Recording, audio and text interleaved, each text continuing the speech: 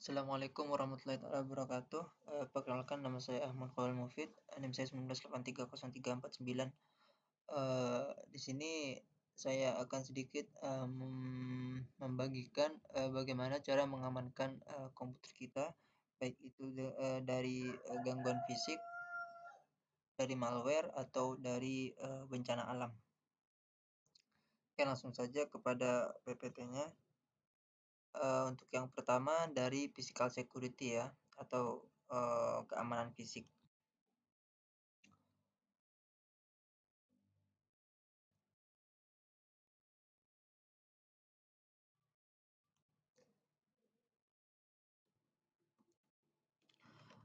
Yang pertama itu physical security atau keamanan fisik. Ada apa saja? Ada kontrol. Yang pertama ada kontrol teknis. Dalam kontrol teknis itu ada sistem pemadaman kebakaran, ada pencahayaan, ada sistem alarm, CCTV, senjata kontraban atau senjata detection. Sistem pemadam kebakaran itu seperti ada hydro untuk seperti yang ada di jalan-jalan ya, yang warna merah itu biasanya. Dan itu untuk di luar ruangannya. Untuk di dalam ruangannya biasanya ada untuk pemadam api ya, seperti semprotan asap itu ya, seperti itu. Dan lagi ada pencahayaan, sistem alarm, CCTV. Untuk yang lebih penting itu misal seperti sistem alarm ya, alarm itu sangat penting dalam misal sistem alarm itu ada hubungannya nanti dengan CCTV ya. Nanti misalnya CCTV ada mendeteksi ada gerak-gerik aneh atau ada tingkah laku yang mencurigakan, nanti akan dikonfirmasi langsung di sistem alarm dan itu akan memberitahukan bahwa ada sesuai dengan apa yang ditangkap oleh CCTV-nya ya. Oke, yang terakhir ada senjata kontraban atau senjata detection. Senjata kontraban atau senjata detection itu kita bisa mencegah adanya pencurian, adanya tindak kejahatan dalam perusahaan yang bisa mengakibatkan kerusakan atau kehilangan data atau kerusakan pada komponen komputer kita. Itu dengan senjata detection itu kita bisa setiap orang yang ada keperluan atau masuk ke dalam office itu akan diperiksa terlebih dahulu apakah dia akan membawa benda-benda berbahaya atau tidak. Oke, next, sistem pemadam kebakaran. Nah, ini ada sangkut pautnya dengan yang tadi ya. Sistem pemadam kebakaran itu ada apa saja? Ada pendeteksi api, ada asap, ada panas. Jadi setiap pendeteksi api, ada pendeteksi asap, ada pendeteksi panas ya. Itu juga penting. Biasanya ada di atas-atas. Itu biasanya menimbulkan suara alarm yang seperti saya katakan bahwa alarm itu ada hubungannya dengan pendeteksi api, asap, dan panas. Jadi setiap ada deteksi api atau asap atau panas nanti itu alarm akan berbunyi dan otomatis itu di atas nanti ada seperti shower ya, ada shower seperti pemadam seperti shower air untuk memadamkan api-apinya. Terus pemadaman kebakaran, alat pemadam api itu seperti yang saya katakan seperti semprotan yang berupa asap untuk memadamkan api, sistem pipa tegak dan sistem sprinkler. Next, sistem alarm. Sistem alarm itu ada sistem alarm yang tepat. Ini seperti bisa dibilang sistem alarm yang seperti apa? Oke, nomor satu, sistem alarm yang tepat itu harus dipasang di dalam dan di pintu masuk untuk melaporkan gangguan, aktivitas mencurigakan, dan keadaan darurat. Itu berarti di pintu masuk dan di luar, mungkin juga di area parkiran atau di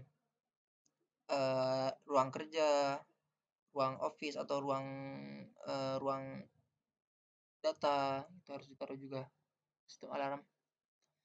Terus alarm dapat dihidupkan baik secara otomatis maupun manual dengan detektor asap panas personel keamanan.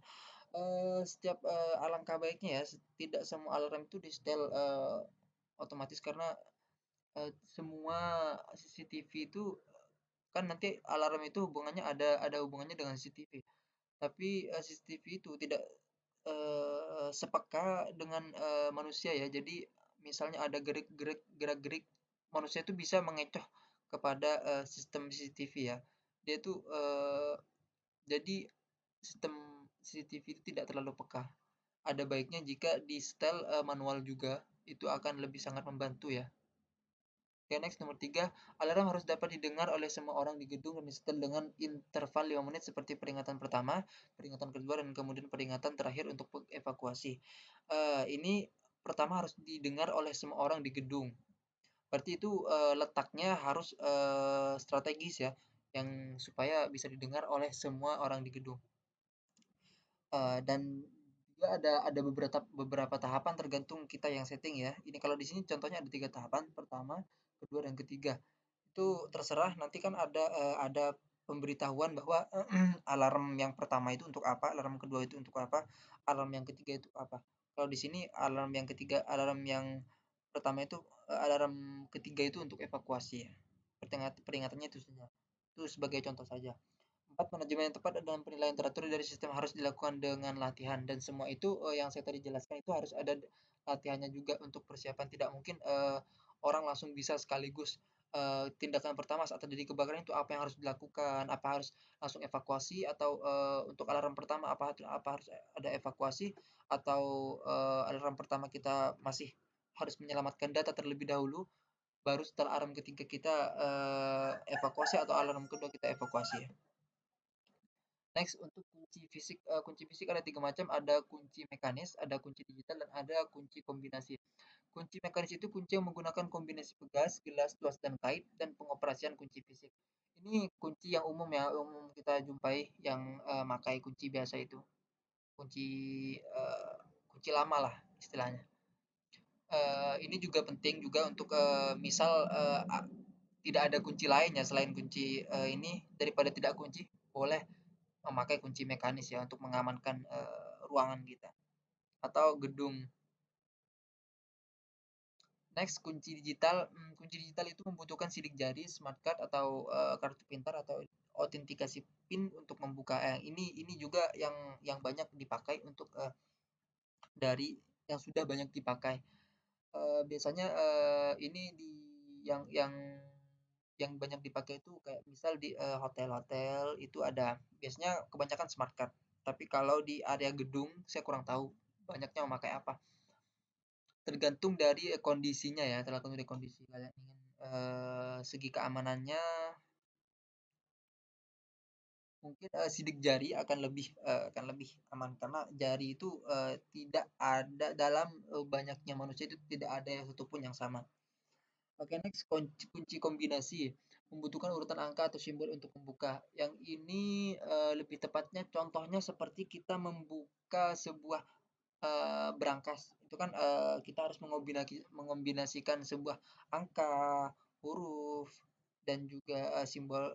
Kalau simbol mungkin ya intinya itu mengombinasikan untuk membuka suatu ya, membuka suatu. Dan ini juga sangat bagus jika diterapkan pada sebuah eh, ya bangunan lah istilahnya atau untuk melindungi data melindungi komponen komputer kita atau melindungi komputer kita. Next, pencegahan dari berbagai malware ya. Pencegahan dari berbagai malware itu pertama caranya untuk update web browser version itu untuk di Chrome sendiri itu kalau tidak salah karena saya memakai Chrome ya, karena saya memakai Chrome kalau tidak salah ada di bagian setting. Habis itu kita cek di sini ada about Chrome. Di sini akan cek apakah di sini sudah update terbaru atau tidak. Kalau misalnya kita update terbaru akan otomatis terupdate ya di sini ya. Kalau misalnya kita terkoneksi ke internet. Nah, berarti kalau sudah kayak gini berarti saya sudah update terbaru. Oke, next. Rajin mengganti password. Nah, mengganti password itu bisa dilakukan secara bertahap ya. Yang ini juga sangat penting untuk melindungi termasuk juga melindungi dari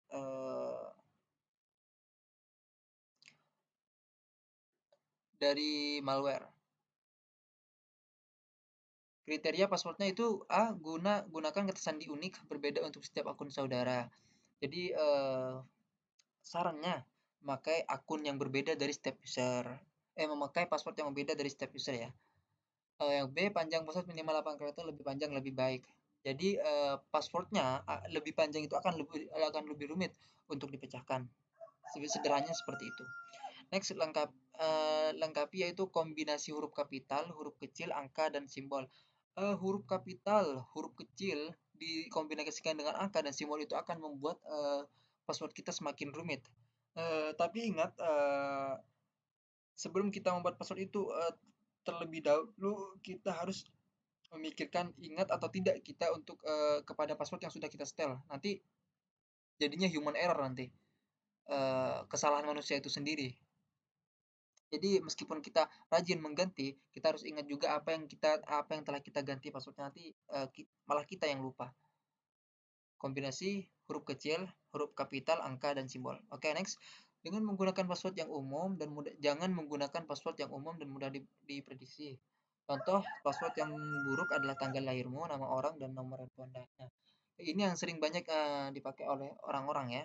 Kadang dia memakai sebuah password PIN, eh, baik itu ATM atau apa, itu menggunakan eh, tanggal lahir, kadang tanggal lahir orang tua, tanggal lahir saudara, kadang juga menggunakan password-password lain menggunakan nama orang tua, nama sendiri, itu rentan. Oke, next, rubahlah password secara periodik setiap bulan, 2 bulan, atau bahkan 3 bulan sekali. Nah, ini yang disebut dengan jangka waktu atau rutinitas mengganti password itu dilakukan setiap berapa bulan sekali, atau setiap berapa bulan berapa kali gitu. Mau 2 bulan sekali, 2 bulan 2 kali, 2 bulan sekali, itu bebas. Asalkan rutin saja. Oke. Yang terakhir, jagalah kerahasiaan password. Sebisa mungkin jangan pernah share password meskipun itu teman yang paling dekat Anda atau orang tua sekalipun, jangan pernah share. Karena ini password pribadi ya. Jangan pernah share meskipun itu orang tua Anda, jangan pernah. Bertiga, hindari menggunakan program bajakan atau crack bajakan. Nah, itu juga bisa uh, beresiko untuk sistem kita ya. 4, selalu update sistem operasi, software, aplikasi, dan browser yang kita gunakan. Kalau aplikasi di browser sudah, sekarang aplikasi itu biasanya ada di bagian uh, about software ya, biasanya ada. Atau biasanya check for update itu ada. Kalau di Windows sendiri, update sistem operasi itu kalau di Windows 10 ada di bagian setting, terus update and security kalau tidak salah. Habis itu check for update, di situ ada untuk cek update Windows sistem operasi kita ya. Berlima, pasang antivirus, misalnya apa, Kaspersky, Norton, dan sebagainya, pastikan juga selalu update. Ini juga penting untuk antivirusnya selalu diupdate juga, dan selalu update dan menggunakan antivirus yang bukan crack-an ya. Nomor 6, aktifkan firewall window. Kalau dirasa masih kurang, bisa menggunakan zona alarm free firewall. Ini sangat disarankan menggunakan firewall Windows. Aktifkan firewall Windows untuk mengaktifkan untuk bagi yang pengguna Windows ya. Disarankan untuk mengaktifkan firewall Windows. Oke, nomor 7, hindari membuka website yang menyediakan software bajakan, crack, keygen, website 17 plus. Website yang menyediakan crack itu sebisa mungkin untuk dijauhi. Bajakan yang menyediakan keygen dari bajakan tersebut juga sebisa mungkin harus dihindari.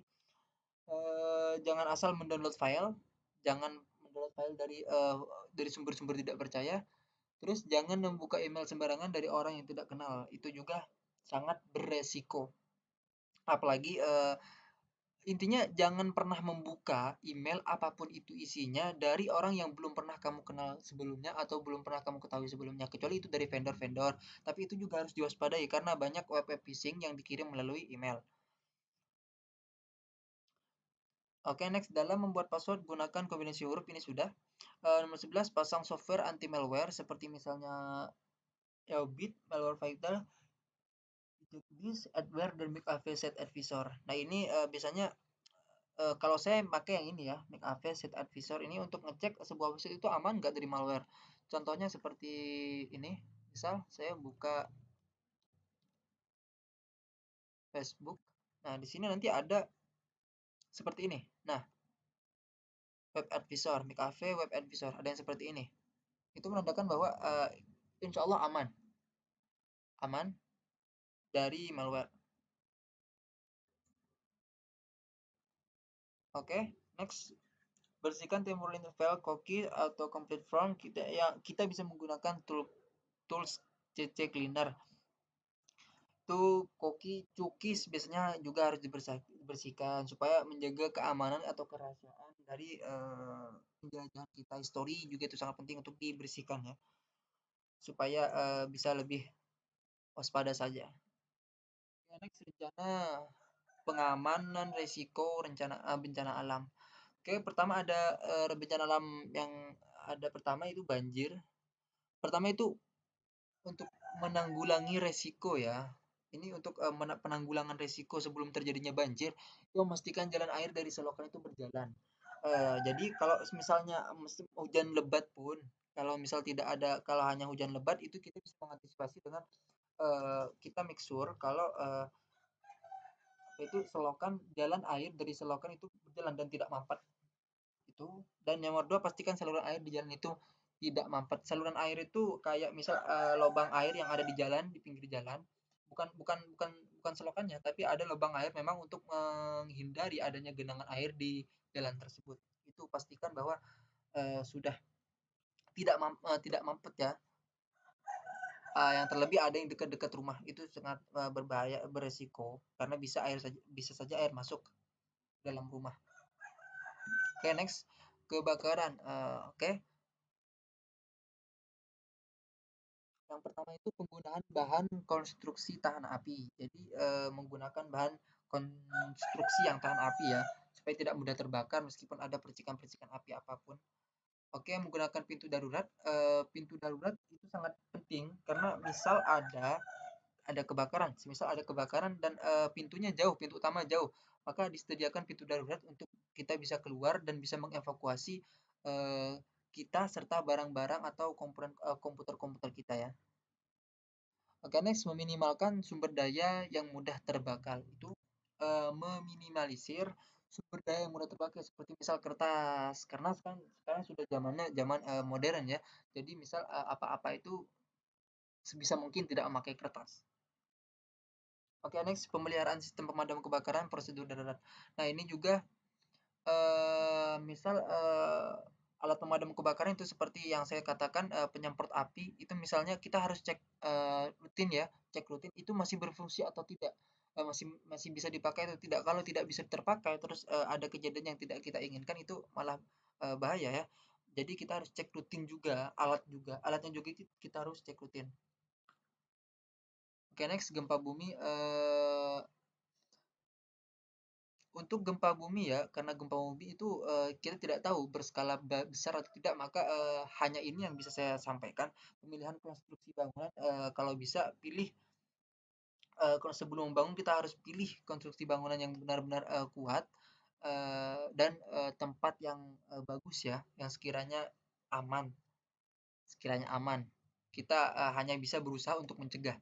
Oke, proteksi tambahan untuk komputer, sebisa mungkin di komputer itu di area-area komputer karena namanya saja gempa, harus ada tambahan keamanan seperti di bilik casing itu harus ada, ya setidaknya ada pengaman lah, apa saja. Meskipun, komputer kita berbenturan kecil itu tidak ada, tidak akan apa-apa gitu. Oke, next, kilat dan petir. Memasang penangkal petir, ini ya biasanya ada satu besi putih di atas itu untuk menangkal petir supaya petir tidak menyambar kemana-mana dan bisa diarahkan ke arah yang sudah diarahkan dan bisa mengarah ke arah yang sudah diarahkan ya, dan tidak menjalar kemana-mana karena bahaya kalau misal masuk ke saluran listrik, bisa menyebabkan konslet dan bisa mati komputer kita. Oke, next, suhu dan kelembapan. Jadi di dalam ruangan itu pasti ada pengatur suhu dan kelembapan. Untuk mengatur suhu di ruangan tersebut itu juga sangat berpengaruh kepada proses komputer kita. Sangat sangat berpengaruh juga. Karena kalau misal hawanya panas dan kita sedang lagi kerja, lagi kebut-kebutnya bekerja, terus tidak ada hawanya panas, masih kebut-kebutnya bekerja, otomatis CPU kita juga panas. Jadi mau tidak mau kita itu harus menyediakan memasang alat pengatur suhu ruangan. dan juga memasang AC. Ya mungkin, hanya itu yang bisa saya sampaikan, kurang lebihnya mohon maaf. Assalamualaikum warahmatullahi taala wabarakatuh.